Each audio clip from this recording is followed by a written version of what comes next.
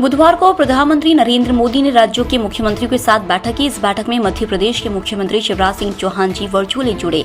उनके साथ चिकित्सा शिक्षा मंत्री विश्वास सारंग, स्वास्थ्य मंत्री डॉक्टर प्रभुराम चौधरी सहित हेल्थ ऑफिसर मौजूद रहे। आपको बता दें कि दिल्ली, मुंबई सहित अन्य राज्यों में बढ़ रहे कोरोना वायरस को लेकर पीएम मोदी ने यह बैठक बुलाई थी, जिसमें उन्होंने कोरोना वायरस को लेकर सरकार को सतर्क रहने और एक बार फिर आवश्यक कदम उठाने की दिशा निर्देश दिए।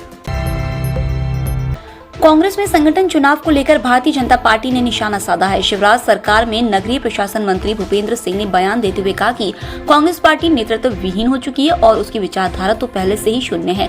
इसके अलावा उन्होंने चुनावों के रणनीतिकार प्रशांत किशोर के कांग्रेस पार्टी से किनारा करने पर जवाब देते हुए कहा कि उन्होंने अच्छा किया, क्योंकि कांग्रेस पार्टी के पास न ही नेतृत्व बचा है और न ही कोई विचारधारा है। कमलनाथ जी जब मुख्यमंत्री थे तब उन्होंने निर्णय क्यों नहीं लिया? कमलनाथ जी जब मुख्यमंत्री थे तब चाहे वो चयनित शिक्षकों का मामला हो, चाहे आंगनबाड़ी कार्यकर्ता सहायिकाओं का मामला हो, चाहे अन्य मामले हों नियुक्तियों भर्तियों से संबंधित, इसमें किसी में भी 1.25 साल इन्होंने कोई निर्णय नहीं किया। आज हमारी सरकार आने के बाद हम लोग सब चीज़ों में निर्णय कर रहे हैं और जहाँ पर जो वैधानिक रूप से हो सकता है वो वैधानिक रूप से सरकार करने का काम कर रही है। कई विभागों में भर्तियां चल रही हैं, कई विभागों में जो रिक्त पद थे उन पर भर्ती की प्रक्रिया चल रही है। तो कमलनाथ जी ने 1.25 साल तो कुछ किया नहीं और अब ये सब बातें करके इसका कोई औचित्य नहीं है। ये सब आपने जब मुख्यमंत्री थे और वादा भी आपने अपने घोषणा पत्र में चुनाव के समय किया था, उसमें से आपने एक भी वादा नहीं निभाया और इसलिए अब नैतिक रूप से आपको बोलने का कोई अधिकार नहीं है। जनता ने अब कोई अधिकार आप पर छोड़ा नहीं।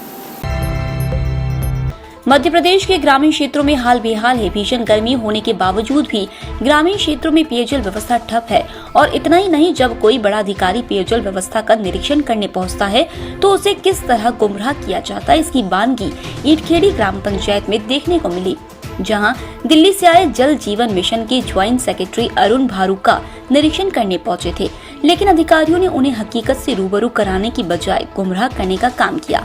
तस्वीरों में आप देख सकते हैं कि अधिकारियों द्वारा ज्वाइंट सेक्रेटरी को सिर्फ उन्हीं गलियों में घुमाया जा रहा है जहां पानी की पाइपलाइन बिछी हुई है, लेकिन ज्वाइंट सेक्रेटरी साहब के पास वाली गली में ही लोग पानी के लिए तरस रहे हैं। आइए आपको सुनाते हैं भीषण गर्मी में पानी के लिए तरसते लोगों का दर्द। जी सर, तो गांव के अधिकारी सब पंचायत भवन से चले जाते हैं, गांव में घूमे तब पता चले कि नाली की सुविधा है।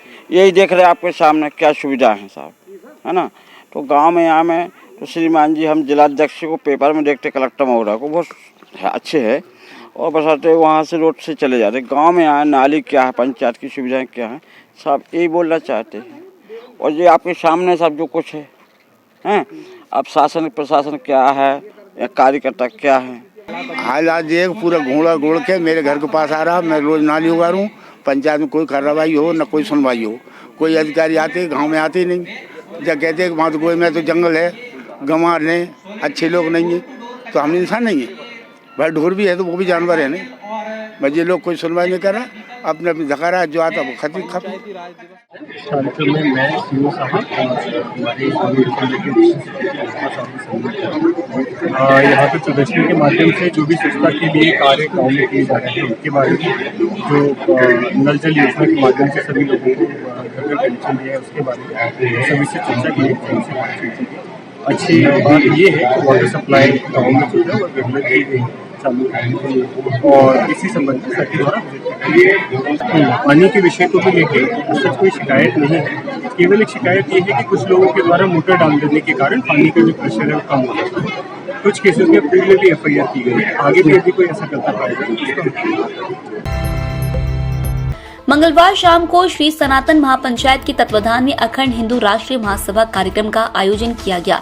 मिसरोद के शीतल हाइट्स में आयोजित हुए इस कार्यक्रम में श्री सनातन महापंचायत के संरक्षक और रचनाकार राघवेंद्र सिंह तोमर मौजूद रहे। कार्यक्रम में उत्तर प्रदेश के रहने वाले उपदेश राणा विशेष तौर पर शामिल हुए। इस कार्यक्रम में विश्व हिंदू महासंघ के प्रदेश अध्यक्ष मुकेश जोशी मुख्य अतिथि के तौर पर मौजूद रहे, जिन्होंने मंच के कार्यक्रम को संबोधित करते हुए कहा कि आज सनातन धर्म पर प्रहार किया जा रहा है, फिर चाहे वह राजस्थान के करौली में हुई हिंसक घटना हो, एमपी के खरगोन में शोभा यात्रा पर भी पथराव या फिर दिल्ली के जहांगीरपुरी में हनुमान जयंती चल समारोह पर पथराव की घटना हो। इन सभी घटनाओं से सनातनियों को सबक और सीख लेनी होगी। कार्यक्रम को आयोजित करने का उद्देश्य सनातन धर्म के लोगों को जागरूक करना था। जो सनातन जो पंचायत है, ये इसीलिए जगह जगह जो जय राम के देश में राम की यात्राओं पे, हनुमान जयंती की यात्राओं पे जो पत्थर फेंके जा रहे हैं। हिंदू एक ऐसा अहिंसावादी है कि वो कभी भी कानून की मानता है और कानून का सहारा लेके ही काम करता है। तो अपने धर्म के लिए हिंदू जो है बलिदान होने भी तैयार है, लड़ने भी तैयार। लेकिन हिंदू जो है, जो हमारा हिंदू जो है वो राम पुत्र है। जब जब हो धर्म की हानि बाणी असुर मानी, जब जब असुरों का वो होता है, जब जब दानवों का वो होता है, जब कदम से कदम मिला के हिंदू चलता है और दानव दल को दलता है। और आज सनातन पंचायत क्या, हमारे बजरंग दल जितने हमारे हिंदू संगठन हैं, हम सबको इकट्ठा होना होगा। हमारा रास्ता एक है, हमारा लक्ष्य एक है और हमें अपने धर्म को बचाने के लिए आज जैसे कि बहुत से मुस्लिम देश हैं, बहुत क्रिश्चियन देश हैं, वो अपने अपने देशों में शरण ले सकते हैं। लेकिन हमारा जो भारत देश केवल एक सनातन हिंदुओं का देश है। वो जो भारत में है, जो भारत में घुसपैठी बांग्लादेश है। मैं शासन से भी ये कहना चाहता हूँ, मुझे मुसलमानों से कोई बुराई नहीं है। हमारे जो रहते हैं भारत के मुसलमानों, भारत में रहें, शांति से रहें। कांग्रेस के वरिष्ठ नेता और मध्य प्रदेश के पूर्व मुख्यमंत्री दिग्विजय सिंह के बयानों से मुस्लिम समाज में खासी नाराजगी है। उनसे उनके बयान को लेकर मुस्लिम समाज के पदाधिकारियों ने अविलंब मांगने की बात कही है। संयुक्त संघर्ष मोर्चा के प्रदेश अध्यक्ष शमशुल हसन ने बयान देते हुए कहा कि दिग्विजय सिंह ने हमेशा से ही अल्पसंख्यक बहुसंख्यक के बीच में दरार पैदा कर अपनी राजनीति को चमकाने का काम किया है। उन्होंने एक बार फिर मुस्लिम समाज के कंधे पर रखकर बंदूक चलाई है। कोई गरीब कैसे पैसे लेकर किसी पर पत्थर फेंक सकता है, यह पूरे समाज को बदनाम करने की साजिश है। मेरे पास ऐसी शिकायतें आ रही, मैंने उसकी जांच नहीं की है कि कुछ गरीब मुसलमान लड़कों को पैसा देकर खुद ही पत्थर फेंकवाते हैं भाजपा के लोग। फैक्ट है क्या सर ये आपके पास? ये मेरे पास फैक्ट्स नहीं आए हैं, मैं उसको चेक कर रहा हूँ। मैं इसलिए आरोप नहीं लगा रहा हूँ, लेकिन जो जानकारी आ रही बता रहा हूँ आपको, इसको मैं चेकअप करूंगा। मैं तमाम मध्य प्रदेश के तमाम लोगों से ये कहना चाहता हूँ कि इनकी बातों में ना आए।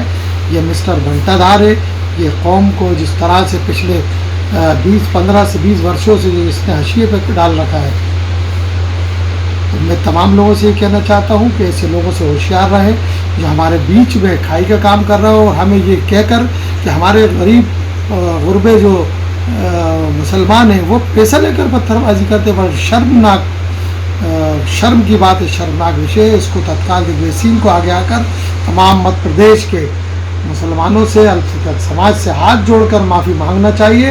नहीं तो मैं तमाम लोगों से गुजारिश करता हूँ कि ऐसे लोगों का तत्काल मिलकर सामूहिक बहिष्कार करें जो हमारी कौम को बरगला रहे हैं, हमारी कौम को हाशिए पर डाल कर रखा है, हमेशा हमारी कौम को और बहुसंख्यक अल्पसंख्यकों को लड़ाने का काम करते हैं।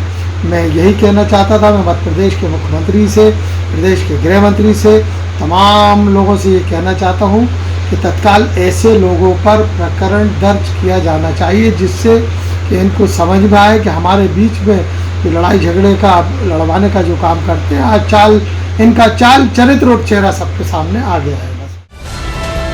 ईएमएस टीवी के YouTube चैनल को सब्सक्राइब करें और बेल आइकन दबाएं। साथ ही ईएमएस न्यूज ऐप डाउनलोड करें।